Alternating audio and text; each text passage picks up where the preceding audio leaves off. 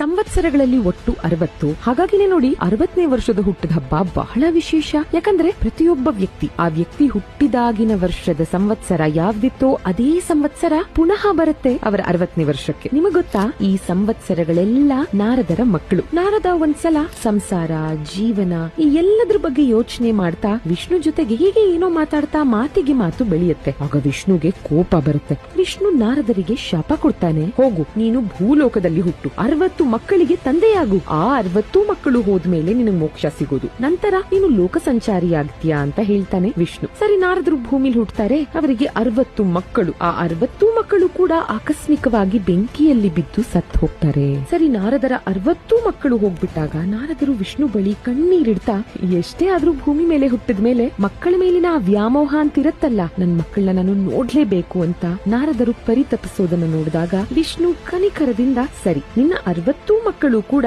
ಒಂದೊಂದು ಸಂವತ್ಸರವಾಗಿ ಹುಟ್ಟಿ ಬರ್ತಾರೆ ಅಂತ ಹೇಳಿ ಈ ಬಾರಿ ಒಂದು ವರ ಕೊಡ್ತಾನೆ. ಆ ಸಂವತ್ಸರಗಳ ಗುಣವೇ ಈ ವರ್ಷದಲ್ಲಿ ಹುಟ್ಟಿದವರಿಗೆ ಹಾಗೂ ದೇಶಕ್ಕೆ ಸಹ ಆಗತ್ತೆ ಅಂತ ಕೂಡ ಹೇಳಬಹುದು. ಮೊದಲನೆಯ ಸಂವತ್ಸರ ಪ್ರಭವ. ಹೀಗೆ ಒಂದೊಂದು ಸಂವತ್ಸರಕ್ಕೂ ಒಂದೊಂದು ಹೆಸರು. 60ನೆಯ ಸಂವತ್ಸರವನ್ನ ಕ್ಷಯ ಅಥವಾ ಅಕ್ಷಯ ಅಂತ ಕರಿತೀವಿ. ಇನ್ನು ಸಂವತ್ಸರಗಳ ಚಕ್ರದಲ್ಲಿ ವಿಶ್ವವಸು 39ನೇ ವರ್ಷ. ವಿಶ್ವವಸು ಅಂದ್ರೆ ಸಂಪತ್ತು ಹೇರಳವಾಗಿರುತ್ತೆ.